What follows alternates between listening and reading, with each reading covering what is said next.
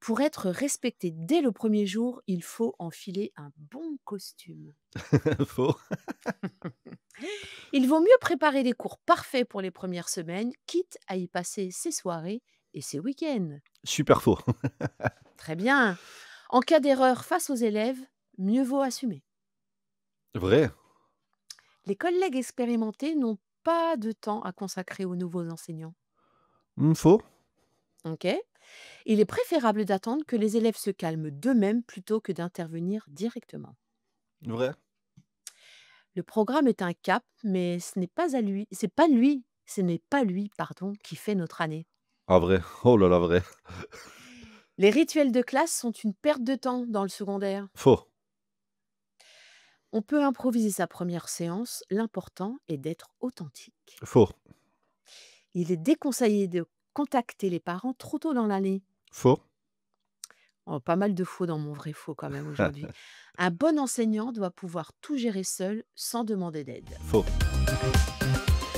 Vous avez compris, hein, le sujet, c'est préparer sa première rentrée. C'est préparer en même temps un marathon, une course de vitesse et une course d'obstacles. Alors, autant dire qu'il est facile de trébucher et de ne pas y arriver. Alors aujourd'hui, on va prendre le contre-pied des conseils habituels de il faudrait faire ci, il faudrait faire ça, et on va tenter d'identifier avec mon invité, Naïm Bouchma, les pièges qu'il faudrait éviter pour réussir sa première rentrée. Bienvenue Naïm. Merci beaucoup. Super jeu, ça fait très plaisir. Et dis-moi, c'est quoi la plus grosse erreur que tu aies commise lors de ta première rentrée? De ne pas sourire. Ah, voilà, trop bien. Bon, bah, voilà, on va mettre cet entretien sous les auspices des sourires, si tu veux Exactement. bien. Non, OK, trop bien. c'est un petit peu ça, tu sais, moi, on m'avait pas un visage, alors moi, je suis enseignant en STMG, tu vois? Donc c'est des élèves que pas beaucoup de personnes veulent en réalité, hein, et c'est pas des stéréotypes de dire ça parce que dans tous les lycées que j'ai pu fréquenter, j'ai entendu ça en salle des profs. OK. Et donc, avant que, je n'intègre ce premier lycée, on m'a, peint un visage extrêmement sombre et du lycée où j'étais affecté et des élèves. Donc j'étais en PLS avant la rentrée, hein, bien évidemment. Et en fait, on m'a dit: «Il faut que tu sois absolument dur» et cetera. Et bon, moi j'étais néophyte et donc j'ai, été très, très sombre avec, très, très froid, très, très, distant, et c'est une erreur manifeste. Voilà, c'est Très bien. Voilà, premier piège à éviter, celui d'adopter ce costume, je sais même pas d'où il vient, si du fond des âges, de que l'enseignant devrait être, inaccessible, sombre. Mais le sourire, n'est pas forcément synonyme, de manque d'exigence et c'est ce qu'on va voir, au long de notre entretien. je confirme. On va parler préparation parce qu'avant de rencontrer nos élèves, dès qu'on sait notre nomination, eh ben, on se prépare, hein? En PLS comme tu dis, hein, parce qu'on Effectivement. a plein d'informations qui viennent de l'établissement, on a plein d'informations qui viennent des injonctions qui sont les nôtres et qui sont notre cadre de travail et là, il faut préparer et dans le meilleur des cas, parce qu'il y a certains collègues qui n'ont pas le temps de se préparer. Mais allez, imaginons qu'on a le temps de se préparer. C'est quoi les pièges à éviter sur cette première préparation de première rentrée? C'est une excellente question, vraiment. Et je milite, et d'ailleurs j'ai milité pour ça, pour, qu'il y ait des formations avant la prise de poste. Parce qu'en réalité, c'est mon avis et peut-être que je me trompe, mais je trouve qu'il y a quand même une forte dichotomie entre la réalité des concours et la réalité du terrain, malheureusement. Et en réalité, il y a des compétences qui sont essentielles d'acquérir avant de devenir enseignant.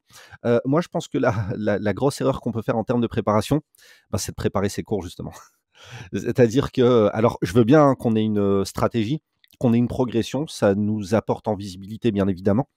Mais, de là à préparer ses premiers cours et cetera, je pense que c'est une erreur manifeste. Il faut, appréhender la classe, il faut apprendre à les connaître, il faut apprendre à les faire parler. Il faut apprendre à les faire parler entre eux aussi, et il faut aussi, je pense, instaurer un cadre assez rapidement qui soit propice à la confiance et à la communication justement dans la classe, et c'est, du rôle de l'enseignant de sonder et de cerner les personnalités qu'il a en face de lui. Donc, on a un métier autour de la com, hein, c'est une évidence, et je pense que justement, très vite, il faut planter des graines de communication via des petites techniques, hein, mais voilà, la première erreur, je pense, c'est, d'imaginer qu'on va faire un cours ultra carré. Vous allez sortir votre livre à la page 3. Premier exercice, Quentin, tu vas? Non, c'est pas possible aujourd'hui. Hem Et en fait, tu vois, pour répondre à ta question, je pense que, cette idée d'être très froid en début d'année, bah, moi, ça m'était venu par mes formateurs, en fait.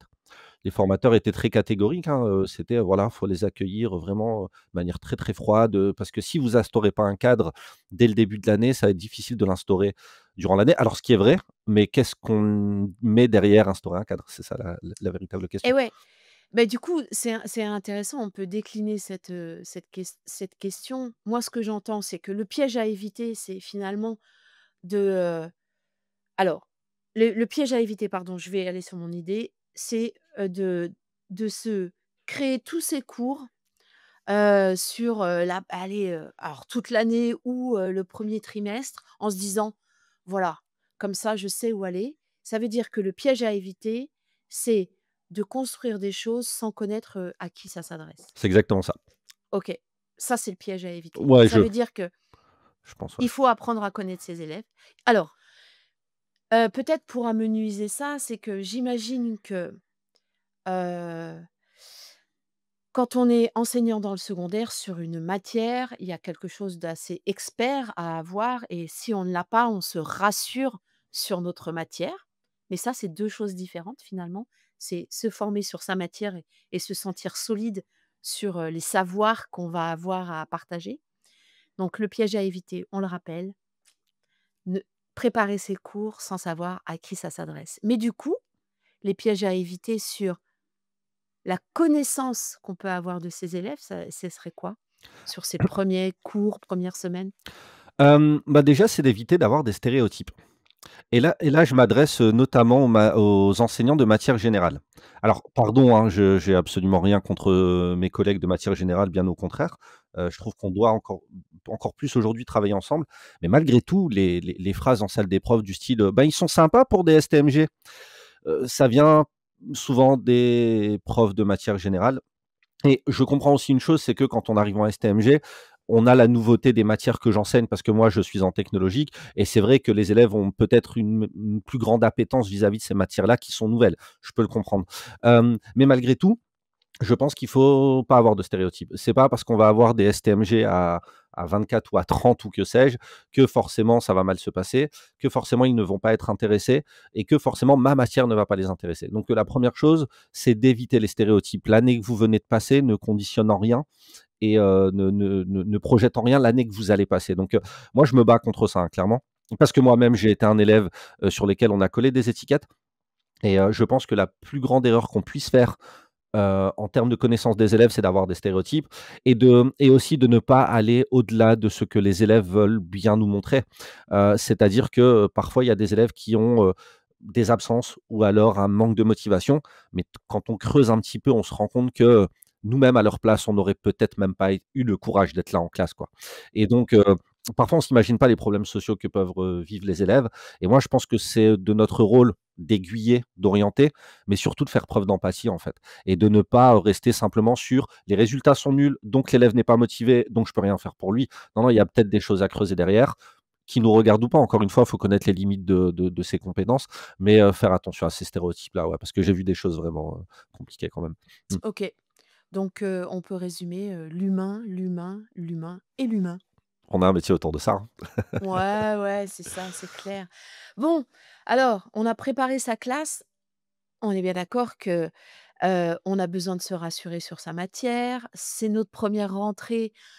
On ne sait pas trop, on va rencontrer des ados, des plus ou enfin, alors en lycée, ouais, des grands ados, en collège, des plus petits. Enfin, on peut avoir des stéréotypes sur l'adolescence, Complètement. hein, et comment on déjoue ces pièges, justement, des stéréotypes? Toi, comment tu les as déjoués? Est-ce qu'il y a des lectures qui t'ont inspiré? Moi, j'en pense à quelques-unes, mais je te laisse répondre et je donnerai la mienne. OK, trop bien. Moi, ce qui m'a inspiré, sont déjà mes rentrées, en tant qu'élève, c'est-à-dire que, il y a des choses que j'ai pas bien vécues en tant qu'élève dans mes rentrées. Alors déjà, c'était le fait de reprendre l'école, hein. J'aimais pas trop l'école à l'époque. Enfin voilà, j'étais pas, c'est pas que j'aimais pas l'école, c'est que j'étais dans une période de ma vie où voilà, c'était pas le moment d'aller à l'école. Bon, fallait y aller, mais enfin voilà. Les questions du style, «Vous êtes parti où en vacances?» Ben, moi, j'étais peut-être parti nulle part, en fait. Donc voilà, les questions, bah, «Vos parents, ils font quoi?» et cetera, voilà, c'est peut-être pas des choses qu'on a envie de dire dès le premier jour. Donc en fait, je pense que les erreurs à éviter, c'est de s'intéresser à la vie de l'élève plutôt qu'à l'élève lui-même. Et en et en fait, moi, ce que je fais, c'est que, je fais parler les élèves. Déjà, je leur raconte mon histoire au travers au travers de d'un élève. C'est-à-dire que je leur dis pas que cette histoire est la mienne et je leur parle d'un élève qui a été catastrophique, qui a subi son orientation et c'est mon cas, qui n'aimait pas l'école, mais qui, grâce à la danse, a pu voyager dans plein de pays, qui a, comment dirais-je? Qui s'est initié à la pédagogie grâce à la danse et qui, en rentrant en France, a voulu devenir prof, qui a raté le concours et qui, l'année d'après, a une super note et qui, aujourd'hui, forme des profs. Et après, je leur dis: «Bah, vous voyez, cet élève-là, c'est moi, en fait et donc vous ne serez jamais un cancre tel que je l'ai été» et en fait, là, ça casse quelque chose. C'est-à-dire le prof n'est plus celui qui passe sa nuit autour d'une cheminée à lire des livres et à ne pas comprendre ce que les élèves vivent. J'ai face à moi un élève qui a souffert aussi à l'école et qui n'était pas épanoui, à l'école et qui, peut-être même se trouvait pas très intelligent et donc ça permet de voir que, bah, ouais, on a des points communs et en fait, moi, j'ai un adage sur ça qui est très simple: «Pour que les élèves m'amènent là où je veux, il faut que moi j'accepte d'aller là où ils veulent que j'aille». Et pour ça, j'ai besoin profondément de m'intéresser à eux et de leur dire: «Bah, tu vois, OK, tu es là cette année avec moi. Qu'est-ce qui t'intéresse profondément? Qu'est-ce que tu aimes dans la vie?» Et je te parle même pas de matière, je te parle de loisirs, je te parle de musique, je te parle de cinéma. Est-ce que tu as un film à me conseiller? Est-ce que tu as une musique à me conseiller? Est-ce que tu as un match, de sportif qui t'a fait vibrer? Et cetera, et cetera. Et surtout, je les valorise constamment. Dès le début de l'année, je valorise toute prise de parole parce qu'on arrive dans une nouvelle classe et certains peuvent avoir des appréhensions. Et donc, je pense que c'est un équilibre entre ça. D'un côté, je m'intéresse véritablement à eux et de l'autre côté, je valorise constamment ce qui est dit. En gros, voilà. OK. Ce que j'entends, Naïm, c'est quand même c'est que donc le piège à éviter, c'est de ne pas s'adresser à l'élève lui-même et d'avoir des stéréotypes finalement, et là, on va parler, de stéréotypes de classe surtout. Hem, Très intéressant. Toi, tu as une proximité parce qu'il y a un vécu commun. C'est-à-dire que tu peux te reconnaître dans tes élèves et tu leur partages quelque chose. Quand on est issu, d'une classe, plutôt bourgeoise, ce qui est le cas de la plupart des enseignants maintenant en termes de sociologie, des enseignants, on est plutôt, sur des femmes, épouses, de cadres, c'est plutôt ça, hein, la sociologie. Alors qu'avant, on avait une proximité de classe, les enseignants étaient plutôt issus, du milieu dit ouvrier. Donc c'est intéressant ce que tu dis. Moi personnellement, je ne connaissais pas, les enfants, issus, de milieux dits populaires et aujourd'hui, par exemple, ce qui m'a beaucoup, beaucoup intéressée et qui me fait vivre de l'intérieur certaines choses, c'est tous les écrits d'A.T.D. Carmonde, tu vois? Sur, justement les préjugés qui existent, concernant les pauvres et là je le mets bien, bien entre guillemets. Voilà, ce mépris de classe un peu, sous-jacent, hein, finalement. Donc, heu, pour ceux qui ont la chance d'être en proximité avec les élèves qu'ils vont accompagner et bien, comme tu le dis, se projeter sur les rentrées qu'ils ont eues et ça, c'est valable pour tout le monde et pour ceux et celles, qui ne connaissent pas, l'environnement dans lequel, ils vont, peut-être avoir quelques lectures, inspirantes, voilà, je vous mettrai dans les liens de l'émission, quelques lectures intéressantes d'A.T.D. Carmonde. OK, très bien. Préparation, on s'est mis en confiance sur sa matière, on laisse tomber les préjugés et on se dit que ce qui va être important, c'est de rencontrer ses élèves avant de savoir comment on va bosser avec eux et ça veut pas dire absence de cadre. Oh non. Avant de parler de la rentrée et de la 1re rencontre avec, ses élèves, bah, je veux bien qu'on parle des pièges à éviter lors de son 1er jour dans un établissement. Est-ce qu'il y a des pièges à éviter? Oh Voilà, que est-ce oui. que tu te souviens de allez, allons-y. Oh que oui. Alors premier piège, c'est tout simple, hein, mais enfin voilà, on va vraiment, quelque chose de très pragmatique. Ne pas avoir assez de chaises et de tables. Moi, ça m'est arrivé, en fait. C'est-à-dire que j'ai accueilli une classe et en fait, j'avais pas assez de matériel pour les accueillir et donc OK. forcément, lorsque c'est la première fois que j'accueille des élèves, si je m'ajoute du stress avec ce genre de problématique, eh ben, c'est compliqué parce qu'en réalité, la préparation doit amoindrir le stress causé par la rentrée, qui est un moment stressant, hein, en soi. C'est toujours, une appréhension certaine de rencontrer une nouvelle classe, hein, et une excitation aussi. Mais voilà, déjà, prévoir le matériel. Deuxièmement, ne pas avoir ses listes, ça aussi Ah ouais. Mmh. c'est véritablement un problème parce que, il se peut que des élèves viennent dans votre classe et bah, que ce ne soit pas vos élèves. Donc ça aussi, il faut faire attention. 3°, je pense qu'il faut absolument, rencontrer, le per en tout cas lorsqu'on arrive dans un nouvel établissement, le personnel de direction et en principe, c'est lui qui nous invite, avant, pour nous rencontrer et également l'équipe disciplinaire. Je pense que c'est vraiment important de les rencontrer, de se présenter à eux, même sommairement, hein, mais voilà: «J'existe, je suis là, on va bosser ensemble, je suis content de vous rejoindre». Et j'ai entendu du bien du lycée, enfin ce genre de choses. Voilà, bon, parce que très souvent on a des collègues qui arrivent et voilà, ils râlent un petit peu. «Bah non, sois content, tu vas apporter du sang neuf, on va bosser ensemble». Je pense qu'il faut, vraiment montrer de l'enthousiasme quand on arrive dans un nouveau lycée. Donc je pense que l'erreur, c'est de ne pas se présenter aux autres, de ne pas prendre ses repères en termes de, bah, voilà, de salle, parce que bien évidemment avec le monde, le jour J et cetera, ça sera peut-être pas le bon moment. Il y a rien de pire que de chercher sa salle, que de chercher du matériel, alors que C'est les élèves clair. sont là en train de m'attendre et donc je pense qu'il faut absolument, être proactif pour pouvoir, comment dirais-je? Réduire le stress causé par la rentrée et donc ça passe par la présentation, ça passe par le matériel, ça passe par l'acquisition des codes de photocopie et cetera. À ne pas faire le jour J vraiment, même si le lycée est loin, essayez quand même d'y venir, une journée avant pour voilà, prendre vos marques, quoi. Donc je pense que pas prendre ses marques, c'est compliqué quand même. Oui, oui, oui, ça demande du temps, mais effectivement, de pouvoir se projeter. Il y a une collègue qui nous partageait, ses petits tips pour sa préparation au quotidien et elle disait: «Moi, ce que je fais chaque semaine, c'est que je me projette dans l'endroit où je vais être et ça lui permet de vraiment faire baisser la tension. Elle est en situation, donc on imagine que le stress de la rentrée, heu pouvoir se projeter et de dire: «Ah OK, c'est là, je vais prendre cet escalier-là», plutôt que de découvrir en même temps, c'est raide. Ouais, Je suis vraiment d'accord, je suis vraiment d'accord et OK. Mmh. ouais, faut anticiper ça vraiment, vraiment et se projeter, je trouve OK. que ça fonctionne bien. Mmh. C'est une bonne idée, ouais. Trop bien. Allez, on parle des pièges à éviter, lors de sa première rencontre avec ses élèves. Tu nous as glissé quelques mots, hein, sur, la froideur, mais voilà, quels sont les pièges à à à ne pas se tendre à soi-même, lors de la première rencontre et première rencontre qui se renouvelle à plusieurs reprises quand on est prof dans le secondaire, alors que quand on est dans le primaire comme je l'ai été, bon, c'est le premier jour qui est fort. Vous, bah, J'imagine. ce premier jour, cette première fois, elle se renouvelle. Ouais, elle Donc se c'est renouvelle. quoi? Allez, vas-y, dis-nous. Alors déjà, tu vois, tu parlais, d'anticiper et cetera, c'est trop bien. Déjà anticiper, est-ce que je vais les accueillir dans le couloir ou dans la classe? Est-ce que mes élèves seront déjà installés? Ou alors est-ce que c'est à moi d'ouvrir la porte et cetera? Et je pense que déjà là, on a, plusieurs stratégies en réalité à mettre en place. Déjà, première erreur, la première fois que vous prenez la parole face à vos élèves, assurez-vous d'être entendu. Parce que si vous êtes en plein milieu d'un couloir, ou qu'il y a des gens qui passent, qui courent, qui viennent, qui vont et cetera et que vous prenez la parole, le 1er indicateur que vous allez donner, c'est: «Je peux parler dans le bruit» et si on ne m'entend pas, c'est pas quelque chose d'important. Et en réalité, on a plein de messages implicites qui vont être transmis lors de ces moments-là.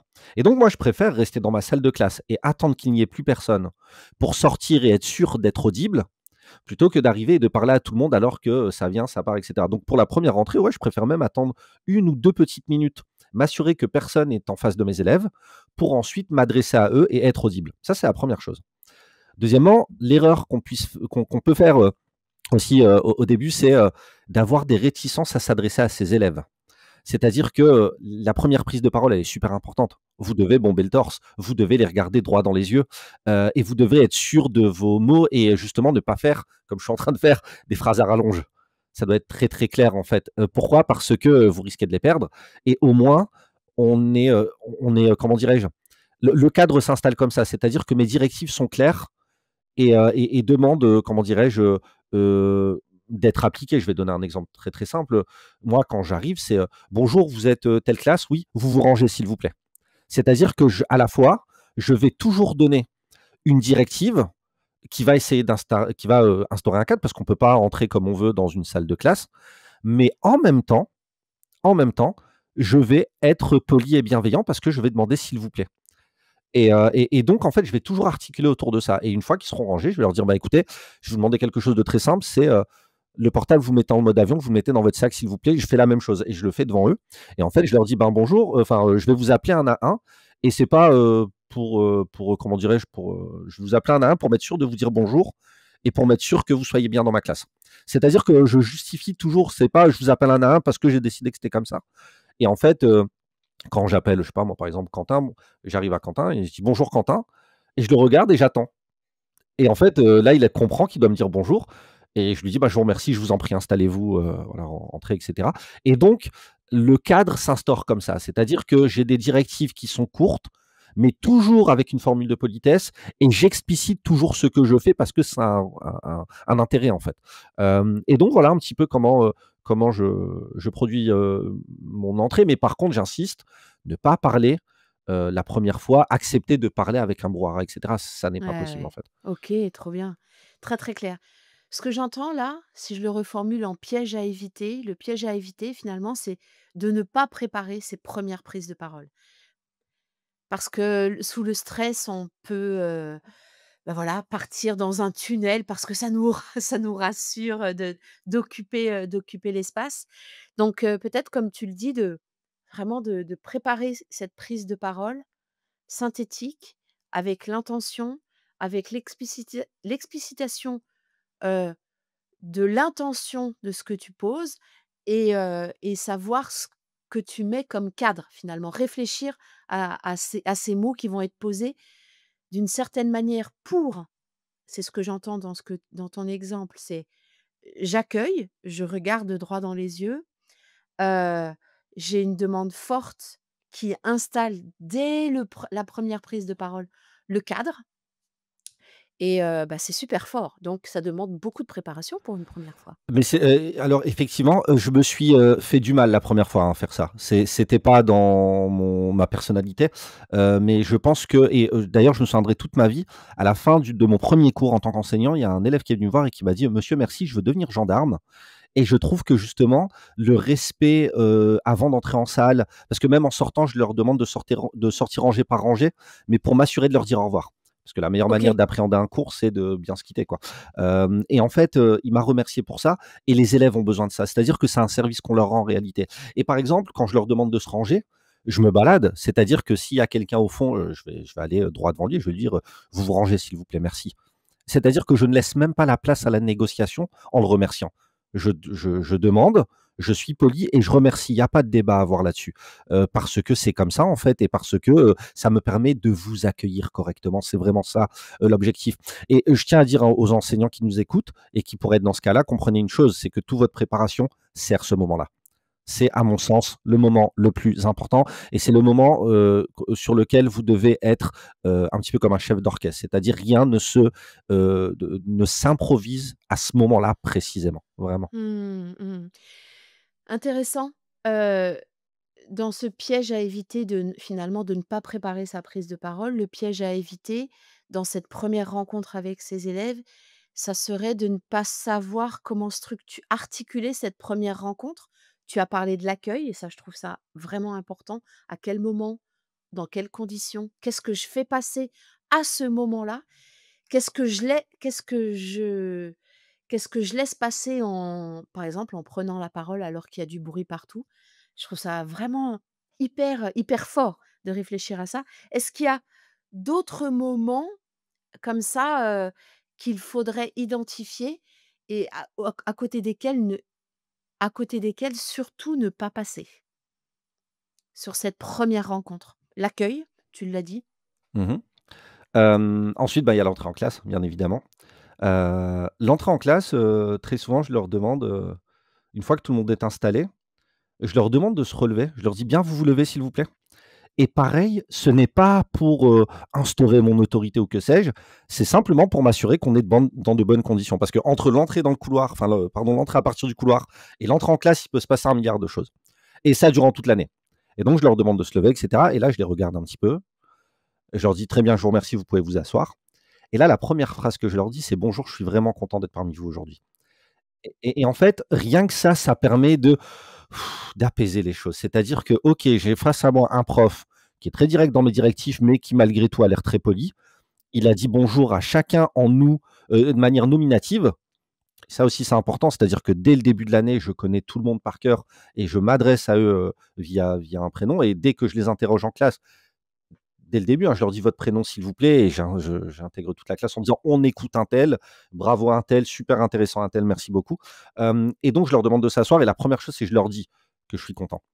Et en fait, je parle très rapidement de ce que j'attends en termes de respect. C'est-à-dire que je leur dis: «Vous savez, vous allez prendre la parole et c'est hors de question que quelqu'un ne respecte pas cette prise de parole-là parce que c'est pas évident et donc j'attends la même chose de vous. C'est-à-dire que là, je suis en train de vous parler, je vous prierai durant toute l'année, hein, de respecter ma parole parce que vous verrez le respect que moi j'ai pour votre parole et croyez-moi que j'ai beaucoup de respect pour vous» et dès le début, je leur parle de respect et je leur explique que j'ai autant de respect pour eux que je n'en ai pour, n'importe quel être humain que je vais, rencontrer dans ma journée, en fait. Et ça, on n'a pas l'habitude de ça. Heu, on n'a pas l'habitude de ça et je pense que les élèves ont tendance à penser dans leurs stéréotypes, eux aussi, que, les profs ont une supériorité, de respect, sur eux, alors que pas du tout et je pense que ça, il faut l'expliciter.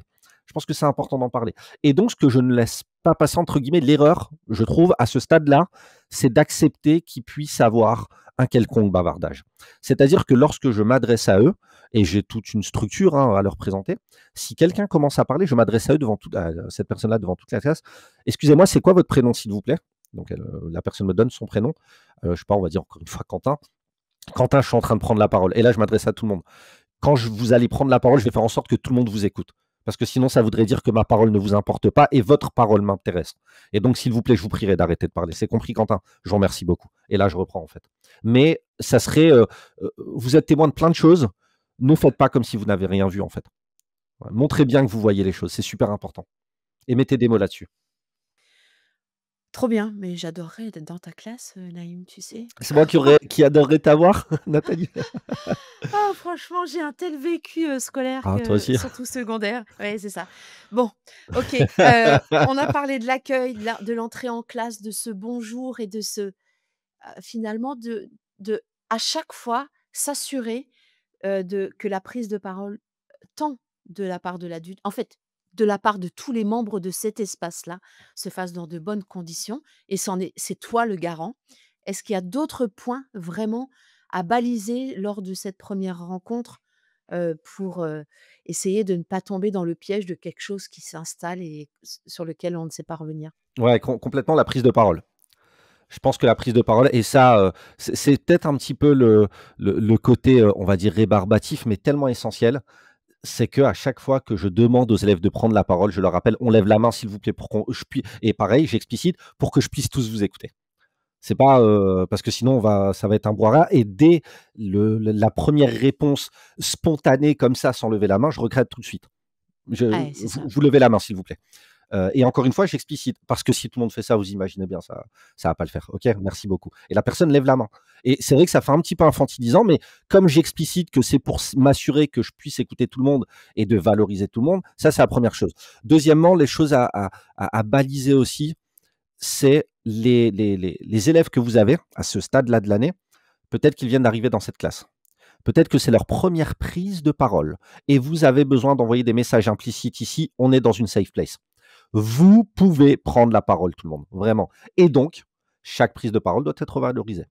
La chose qu'il faut baliser, c'est s'assurer de remercier un élève, quand bien même il y aurait des choses à ajuster, le remercier pour sa prise de parole. Exemple tout simple, hein.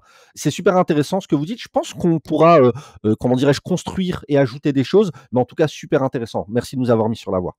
Et je lui ai pas dit: «Non, non, là, vous vous êtes trompé», par exemple. Et tu sais, Nathalie, on reproche aux profs l'ultra bienveillance. Mais en fait, ce n'est pas de l'ultra bienveillance, c'est de la mise en confiance. C'est 2 choses complètement différentes, en fait. C'est-à-dire que Ouais, là, carrément. je balise le fait que si tu prends la parole parce que moi, j'ai des souvenirs, hein, où, je me faisais rabaisser pour des prises de Ah, parole, ouais, mais tu prends plus la parole dans ce non, cours-là bah, non, jusqu'à la fin de l'année scolaire et même tu y repenses et ça peut vraiment avoir aussi, un impact sur ta confiance, ton c'est estime et clair. cetera. Donc, je Mmh. pense qu'il faut baliser ça aussi. Ne pas, comment dirais-je, dévaloriser chaque prise de parole ou d'évaluer chaque prise de parole. Chaque prise de parole mérite d'être honorée et surtout de comment dirais-je? D'être félicité face à toute la classe. Parce que c'est un message implicite, quoi. Ouais, c'est intéressant, c'est que tu fais la différence entre le contenant, c'est-à-dire, la prise de parole elle-même, c'est-à-dire oser émettre du son dans la classe autour, alors qu'autour, il y a plein de pairs, PAIRS ou ES, qu'on ne connaît pas forcément et le contenu de cette prise de parole. C'est Exactement. valoriser la prise de parole et dire: «OK, bravo» parce que, bah, c'est pas forcément facile de prendre la parole. Par contre heu, pas évaluer forcément tout le temps le contenu, mais si on l'évalue, heu, le faire, enfin c'est ne pas lâcher l'exigence qu'il y a derrière le contenu. Ah, Voilà. c'est exactement Mmh. ça et puis, Mmh. tu sais, quand tu as des premières STMG, moi je fais le test, hein, très souvent, qui veut être là? Et il y a pas beaucoup de mains levées et donc pour moi le premier trimestre, c'est un trimestre de développement personnel. J'en parlais avec un inspecteur qui était d'accord avec moi pour le coup, une autre non, mais pour moi c'est vraiment on va reprendre confiance en soi, vis-à-vis de l'école. Vous allez voir que vous êtes capable de faire des choses super sympas, en fait et pour ça, ça demande de gommer ce qui a été, ancré, dans Ouais. tu vois? C'est pas évident, quoi. Non, Déconstruire non, plein de c'est pas choses, quoi. ouais, ouais, déconstruisons. Je reprends. L'accueil, l'entrée en classe, ce bonjour, cet accueil vraiment, personnalisé, la question autour de la prise de parole. Est-ce qu'il y aurait un ou 2 autres, sujets vraiment à baliser et à préparer? Parce qu'on revient sur cette préparation, Ouais. heu d'une première rentrée? Ouais, les choses à baliser, c'est, qu'est-ce que vous voulez faire de cette première séance? Qu'est-ce que vous voulez faire? Et de structurer votre temps parce que là, malgré tout ce qu'on vient de dire, on est peut-être à déjà une demi heure de la première heure, qu'on qu'on passe ensemble. Qu'est-ce que vous voulez pour cette première heure? Moi, par exemple, je leur fais plein de choses. En fait, moi, le premier mois, enfin, à peu près, ouais, 3 semaines, un mois, je ne fais absolument pas cours. Après, ça dépend aussi du volume horaire et cetera, mais on a beaucoup de méthodologie, en fait. Je vois vraiment vraiment énormément de choses. Mais la question à vous poser, c'est: qu'est-ce que vous voulez qu'est-ce que vous voulez d'eux pour ce premier cours? Et surtout, comment vous les quittez? Et pour ça, ne vous faites pas avoir, par le temps. Il est hors de question que parce que ça sonne, ça y est, c'est le cours est terminé, au revoir tout le monde. Surtout pas. Et et donc ça, il faut absolument anticiper ça et de se poser la question: «Qu'est-ce que j'attends d'eux?» Moi, pour cette première séance, j'attends qu'ils me donnent plein d'informations d'eux et donc j'ai une fiche en de renseignements, mais qui ne parle pas de la profession du parent et cetera. Ça, je m'en moque complètement, mais qui parle de eux, ce qu'ils aiment dans la vie en réalité. Ça me permet de leur poser des questions. La fois d'après, ça me permet aussi de créer des supports pédagogiques à travers ce qu'ils aiment et donc ça, c'est génial, et c'est des choses toutes simples, hein. Si par exemple, je sais pas moi, vous avez je sais pas moi, une étude de cas à faire sur un texte et que ce texte-là, c'est un groupe de rock qu'un élève aime, c'est terminé. Parce que vous allez lui faire parler devant toute la classe sur son groupe et en fait, j'ai aussi désamorcé des situations comme ça. J'ai une élève qui faisait du cheval et qui osait pas en parler et donc j'ai utilisé ça et avant d'introduire le fait qu'elle en parle, j'ai dit: «Vous savez, moi j'ai eu, un tonton qui a fait, de l'équitation, c'est extraordinaire, ça développe de la confiance en soi, vous savez monter à cheval quand même et puis les guerriers montent à cheval» et donc là, ça permet de montrer aux ceux qui se font un peu les rebelles que, bah, finalement, c'est quelque chose d'ultra noble et cetera à l'époque et donc elle a réussi dans ce contexte-là à parler librement de sa passion qui est le cheval et du coup, ça, comment je l'ai su? Parce que je leur ai fait remplir une fiche, de renseignements et la fiche de renseignement, en fait, ça me permet d'amorcer des choses, je sais pas, par exemple: «Ah ben Nathalie, tu tel auteur, ben, ah c'est bah super, bah ça me rappelle telle chose et cetera. Faudrait qu'on en parle, hein, le cours prochain et cetera» et donc là, ils se disent: «Waouh, ils s'intéressent vraiment à nous». Donc moi, voilà ce que j'attends d'eux, c'est leur envoyer le message: «Introduisez-vous à moi, comme ça je vais m'intéresser à vous». OK et tu as glissé, le fait de clôturer ce premier cours et cette première rencontre de façon, très explicite, structurée, pour, ne pas que ça s'éparpille comme ça et que finalement ça se termine, en rien, quoi. Exactement et ça aussi la fin, c'est super important. Déjà, je leur explique une chose, c'est que, le personnel d'entretien est là pour entretenir les locaux, pas pour ramasser, nos choses et que si ça avait été votre papa ou votre maman, vous auriez fait attention à ça et ça ne vous plairait pas. que et je trouve aussi et je leur dis, je trouve que c'est le personnel le plus essentiel dans un établissement parce qu'on ne peut pas travailler dans de mauvaises conditions. Pourtant, c'est le personnel qu'on méprise le plus et je leur dis clairement. Je leur dis: «Je vois même parfois des collègues ne pas leur dire bonjour, ne pas leur donner de l'importance» et moi, encore une fois, j'ai de l'importance pour chaque être humain que je croise dans ma route. Hem, donc ça, c'est la première chose et je leur dis: «Donc ce qu'on va faire, c'est qu'on n'accepte pas qu'il y ait un papier à terre. Et si c'est pas vous qui l'avez mis, c'est pas grave, vous allez faire une bonne action aujourd'hui, c'est très, très bien. Vos parents vous ont bien élevé, j'ai aucun doute là-dessus. Donc ça, c'est la première chose et 2e et moi-même, s'il y a un papier, je le ramasse et encore une fois, je me mets toujours à leur niveau, c'est pas OK. ça, c'est Ouais, important. ouais. En tout cas, je Tu parle fais tu fais partie du groupe, en fait, à exactement. cet endroit-là. Mmh. J'ai les mêmes, valeurs et la même morale et la même «éthique» entre guillemets. Ça, c'est la première chose et deuxièmement, je leur explique que je vais leur demander de les quitter, rangée par rangée. OK. Parce que je veux m'assurer de leur dire au revoir nominativement et donc 1re rangée, vous vous levez, p rangez votre chaise, pas de papier à terre, c'est toujours la même phrase. «Au revoir untel, vous me rappelez votre prénom? OK, au revoir untel, bonne journée, bon courage, c'était cool, bravo» et cetera et je les valorise une dernière fois et en fait, là, ils se disent, «Ah ouais, il a pensé à tout» et donc c'est trop bien. OK. C'est Ah ouais, ouais. à ce moment-là, vraiment, j'ai d'excellents retours, de ce 1er cours, vraiment. OK, super. Bon, alors je veux pas dire que là, tu nous as décrit un monde de bisounours, mais presque quoi. Et je vais t'emmener sur, les pièges à éviter quand on s'est planté et quand on voit que ça marche pas parce que ça arrive bien plus Effectivement. souvent qu'on ne le souhaite. Donc voilà. C'est quoi les pièges à éviter ça marche pas, ça matche pas avec un élève, on a un élève, qui a une posture, avec laquelle on ne sait pas quoi faire, on se plante dans sa manière dans notre manière de réagir vis-à-vis de lui. Voilà. Quand on se plante de façon générale, c'est quoi les pièges à éviter? Moi, il y avait une élève, c'était ma 1re rentrée justement, ultra rebelle. Mais vraiment, hein, ultra rebelle, déjà en fracture avec l'institution, déjà de base et quand je suis arrivé, je leur ai demandé: «Vous rangez s'il vous plaît?» J'ai entendu une remarque, mais je sais plus ce qu'elle m'a dit exactement, une remarque et cetera et en fait, j'ai dit: «Bon, faut que je gère cette situation» et en fait, ce que je leur ai dit, c'est que je leur ai dit: «Vous savez, je vais être très clair avec vous, j'aurais voulu être chez moi là, au moment où je vous parle et j'imagine que vous aussi, en fait» et donc là, ça désamorce le truc du: «Ouh là là, comment dirais-je? Il comprend pas ce que je vis». Non, il est en train de comprendre ce que je vis et en fait, c'est vrai que parfois, on peut avoir des élèves qui ont une posture nonchalante et cetera. Moi, je pense qu'il faut recadrer tout de suite. Encore une fois, dès que vous êtes témoin de quelque chose, il faut le recadrer immédiatement. C'est-à-dire que: «Excusez-moi, vous pouvez bien vous installer s'il vous plaît» et ça peut se faire aussi, tout doucement, en s'approchant de la personne, hein. C'est pas forcément enfin voilà et je pense qu'il faut toujours avoir un message du style: «Allez, je suis de tout cœur avec vous, je sais que vous êtes un petit peu fatigué, je le comprends, c'est la rentrée. Allez, courage, vraiment, je suis de tout cœur avec vous». Donc ça, c'est un petit peu ma phrase, ma phrase, on va dire motivationnelle. Je pense qu'il faut avoir une discussion très rapidement avec la personne. Moi, il y avait un élève comme ça. Pendant le cours, je suis parti le voir et je lui ai dit: «On va se parler à la fin de l'heure, hein» et encore une fois, de manière, très, je vais pas dire, sèche, mais presque. C'est-à-dire que, là, l'objectif, c'est de lui faire comprendre et de le faire réfléchir. Qu'est-ce que j'ai fait qui pousse le prof à parler avec moi? Et du coup, ça va nourrir quelque chose en lui et ça va nourrir une réflexion et encore une fois, lorsque je vais parler avec lui, je vais lui parler de ce que j'ai ressenti et je vais lui demander. On est dans la communication bienveillante, hein, finalement et je vais lui demander non violente, pardon, je vais lui demander de m'expliciter ce qu'il a ressenti lui. Quelles ont été ses émotions à ce moment-là, qui auraient expliqué son comportement et après je vais lui expliquer, ce qu'il a le droit de faire et ce qu'il n'a pas le droit de faire et lui dire: «Ben, voilà, là, vous avez eu ce comportement-là et je vais vous dire une chose, vous m encore une fois, hein, vous paraissez comme quelqu'un qui, d'être une personne qui a du potentiel. Je vais pas vous mentir, je pense que le bac pour vous, ça va être une formalité. Mais par contre, il va falloir faire des efforts et moi, je suis là pour vous aider. Mais un comportement comme ça, dès le début de l'année, ça va pas créer des choses positives ensemble. Donc j'attends ça de vous parce que vous savez quoi? Vous êtes en train de rabaisser votre valeur, en fait, là.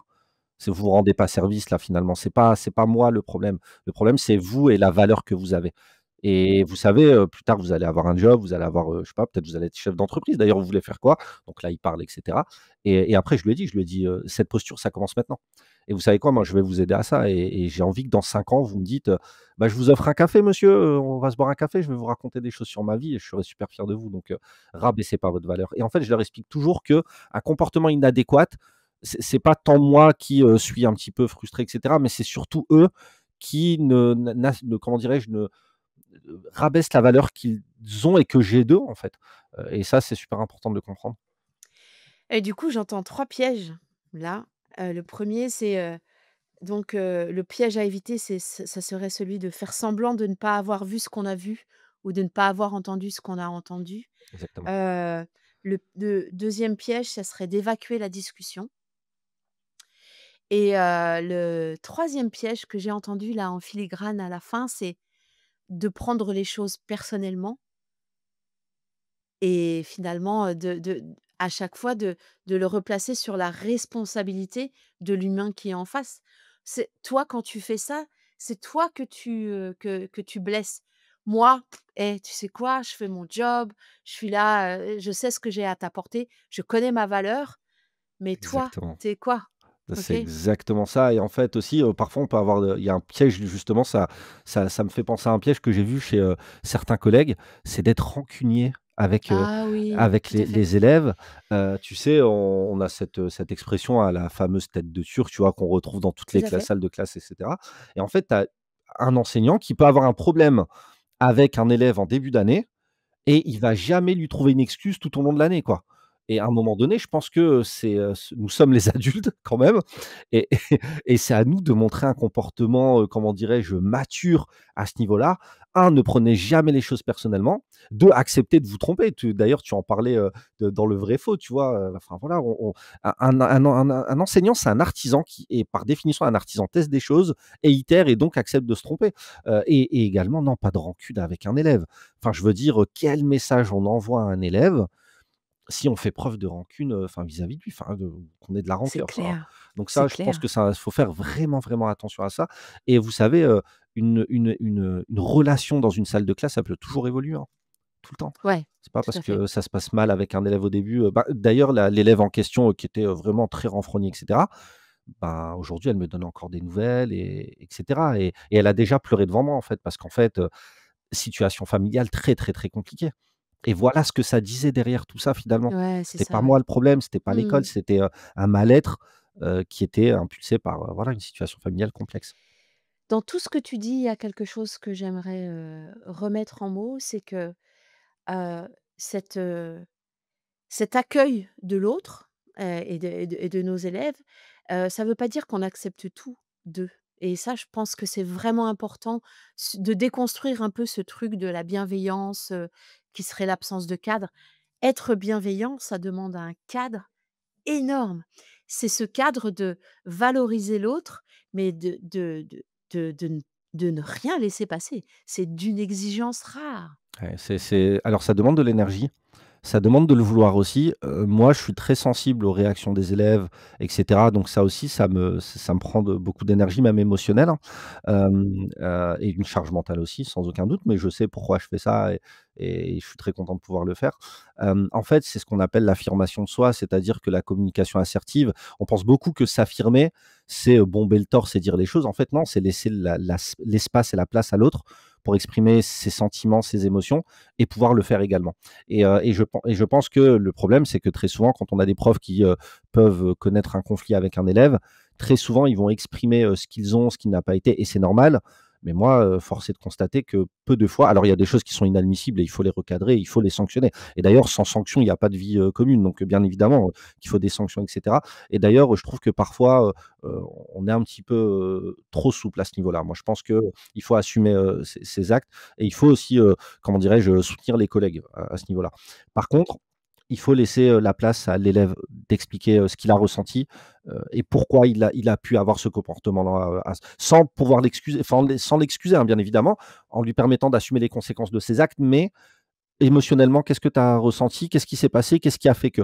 Plutôt que de lui dire: «Tu avais pas à faire ça, tu vas être sanctionné, salut». Et moi, là, je suis dans une classe où justement il y a un sentiment d'injustice qui est en train de s'installer, alors que c'est une classe qui est extraordinaire, parce que, il y a justement ce type de choses-là et parfois on a le corps administratif qui prend des décisions, mais qui ne connaît pas bien la physiologie de la classe et c'est très compliqué.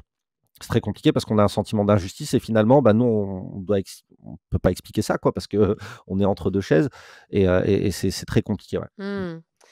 Accueillir, reconnaître l'autre et responsabiliser donc jusque dans la sanction. Concernant cette posture, on a dit enfin, tu nous as proposé de j'ai perdu, le fil de ma pensée. Oui, de ne pas prendre les choses pour soi, Est-ce qu'il y aurait d'autres pièges à éviter? Ouais. Faut pas prendre les choses pour soi. Je pense qu'il faut aussi, heu pas, comment dirais-je? Projeter la relation que peut avoir un collègue, hem, avec un élève, et d'en faire sa relation à soi.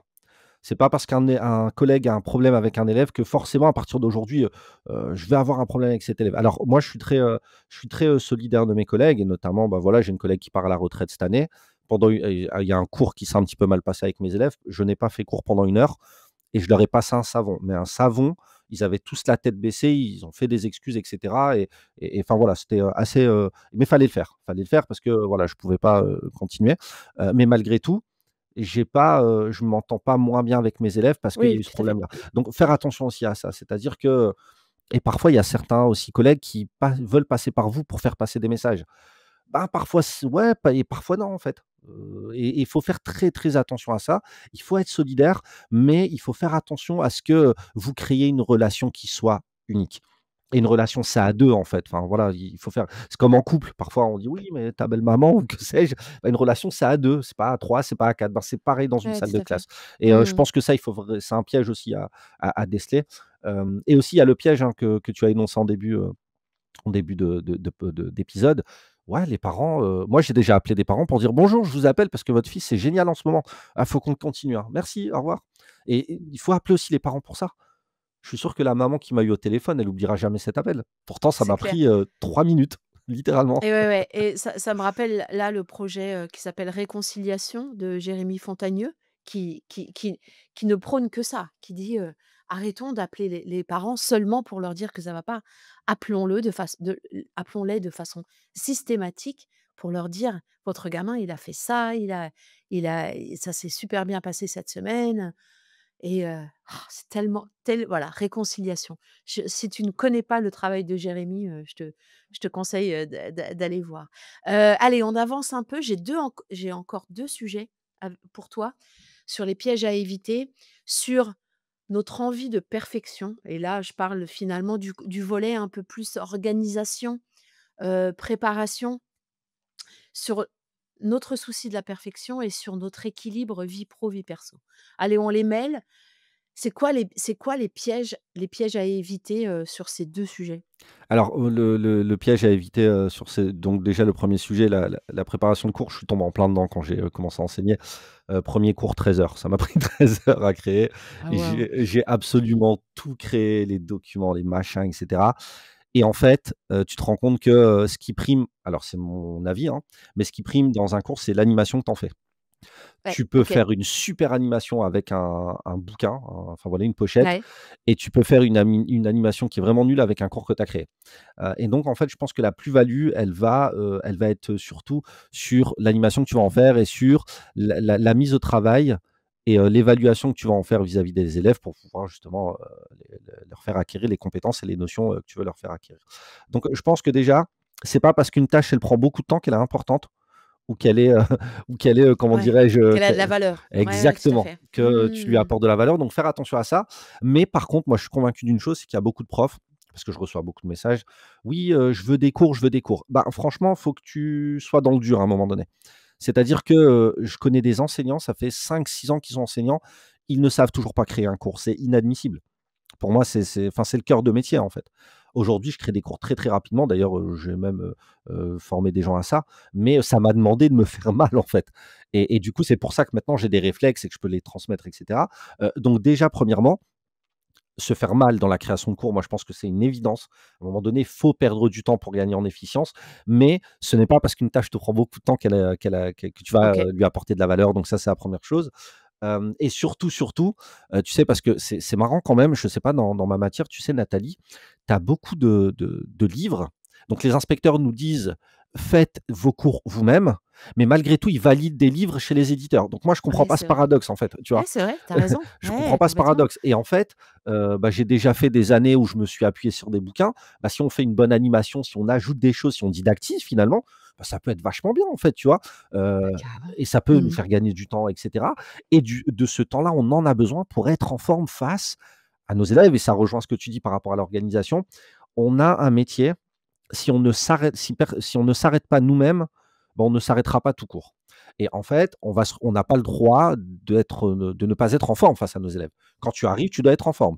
Que tu sois Ah ouais. fatigué ou pas, tu as pas le choix que d'être en forme. Et alors, les professeurs des écoles, j'imagine même pas, tu vois? C'est c'est parce que c'est toute la journée avec, bah, voilà, des enfants, qui ont de l'énergie et cetera. Donc, faut penser aux transitions, aux différentes activités, aux différentes matières. Enfin, moi, je tire mon ch franchement, je le dis, alors c'est pas, c'est pas dénigrer la profession que de dire ça, mais je trouve que les professeurs des écoles sont une profession à part. Vraiment, parce que, je c'est extraordinaire, en fait.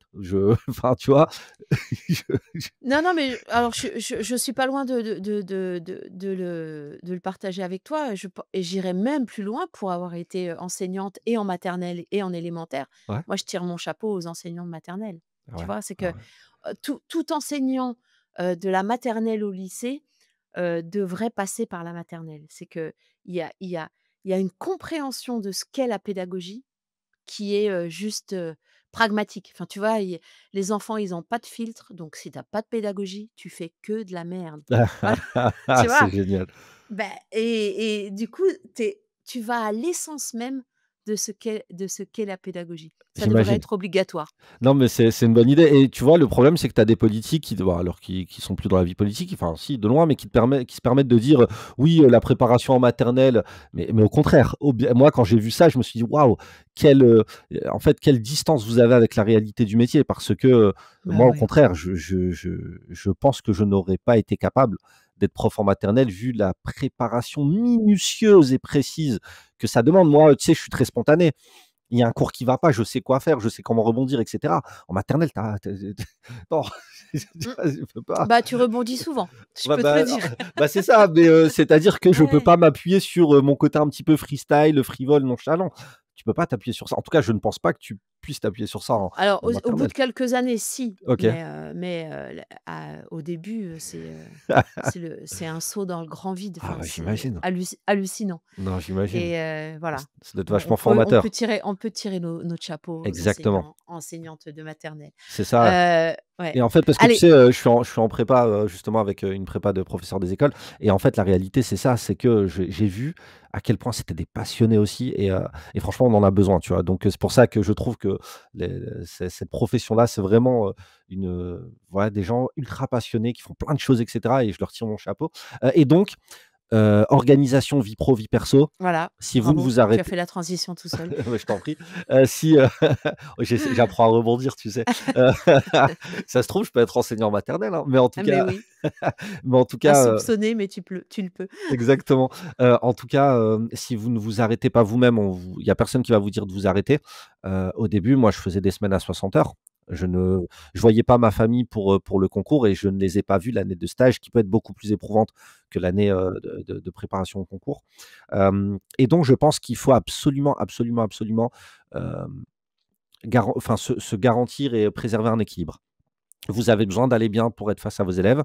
Vous avez besoin d'aller bien pour être bien avec votre famille parce que on a une bouteille de charge émotionnelle. Si, la préparation de cours vous prend toute votre charge émotionnelle et mentale, vous arrivez face aux élèves, vous êtes épuisé, vous arrivez face à votre famille, vous êtes à fleur de peau et vous vous énervez pour rien et cetera. Vous pouvez perdre patience finalement. Mais Et du donc coup, Naïm, oui. je t'interromps, sur quoi on fait le deuil? Tu vois? C'est-à-dire que en toute légitimité, un Mmh. jeune enseignant, une jeune enseignante, heu, se dit qu'il faut qu'elle prépare, se doit de se rassurer pour arriver, en forme et outillée, le lendemain, pour ses cours. Mais du coup, sur quoi on fait le deuil? Enfin, tu Ouais. vois? C'est à quoi on dit stop? Et bah, c'est génial comme question. On fait le deuil sur la perfection des supports. C'est-à-dire que moi, je me suis rendu compte que la police, il fallait qu'elle soit vachement alignée. Alors, on parle pas d'acquisition d'écriture, de graphie, et cetera. On parle pas de ça, on parle de documents didactisés, tu vois? Il fallait que ce soit vachement aligné et le document là, il est bien, mais il dure 32 secondes. Je voulais un document de 34 secondes, mon document vidéo et le son, il est pas de très bonne qualité. Non, il faut faire le deuil de ça. C'est-à-dire qu'en fait, ça rejoint ce que je disais tout à l'heure. Vous pouvez avoir une bête d'animation et rendre les élèves pardon, acteurs de leur, apprentissage. En fait, la question à se poser, c'est pas tant quel support sublime je vais faire, mais comment je m'assure que l'élève est acteur de son apprentissage. Je vous donne un exemple très concret. Je me prenais la tête sur les contrats de travail en droit. On devait, voilà, voir les différents contrats de travail. et je me prenais la tête et je disais: «Non, ça va être lourd» et cetera et je me suis dit: «Stop». Les élèves vont se mettre par groupe de 2. Je les avais en demi-groupe. Ils vont faire une recherche documentaire sur un contrat de travail que j'aurais désigné et ensuite comment dirais-je? Ils le présentent aux autres et donc ça fait une synergie, qui est vachement sympa et donc chacun va présenter un contrat de travail à l'autre et ben, en fait, ça m'a pris, 5 minutes à préparer et les élèves ont adoré et ils ont été acteurs de leur apprentissage et en plus, ils ont développé de l'autonomie et en fait, j'aurais pu me prendre la tête avec un support et cetera et non et du coup, je pense que, il faut faire le deuil de la perfection des supports. Moi, c'est une évidence parce que ça nous sclérose, en fait et le problème, c'est que quand on fait un super beau support, on n'accepte pas que le support suivant puisse pas avoir ce niveau de production. C'est ça le problème et moi, je pense que dès le début de l'année, il faut faire le deuil de ça, vraiment et aller à la salle. OK. Ouais et aller à la salle. Merci Naïm. Je crois qu'on aurait pu, continuer, des heures, hein, sur ces pièges à éviter, mais je trouve que tu as balayé, de façon assez large, ces 1 pièges qui, du coup, peuvent donner, un cadre à cette première rentrée. Un immense merci, Merci à vraiment, toi. pour, ta spontanéité, ton sourire, parce qu'on Ah. boucle avec, le début, le sourire. Bah, merci à toi. Ça m'a fait super plaisir que tu m'invites. Vraiment, je suis honoré d'avoir pu parler de ça et j'espère que ça, servira aux collègues qui nous entendent parce que c'est l'objectif et bravo pour le travail que tu fais, c'est essentiel, on en a besoin et ça permet aussi justement de donner une autre image de notre, très joli métier. On a une crise, hein, qui s'est Ouais, installée tu as raison. entre les parents et cetera. Pendant le covid, on a vu combien on était une profession qui était essentielle et j'espère qu'on aura des relations plus apaisées avec, et les parents Ouais. et les élèves, au fil des années, quoi. Donc merci, Nathalie, pour le travail que tu fais vraiment, on en a besoin. Écoute, alors, je le prends à titre personnel, mais il y a toute une équipe et l'équipe Être prof est absolue. Je ne pourrais pas enfin, je suis là au nom d'Être prof. Donc merci, pour ce retour et à très bientôt. Ciao, ciao.